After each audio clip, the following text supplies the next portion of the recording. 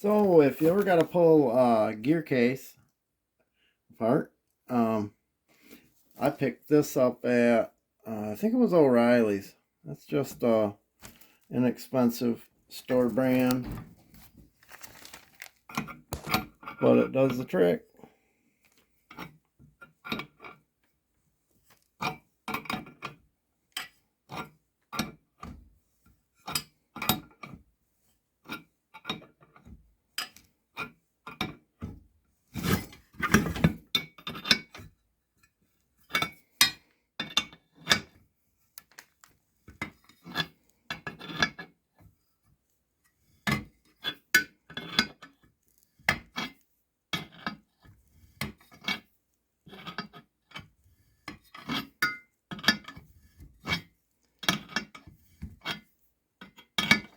Getting easier, so that means it's almost out.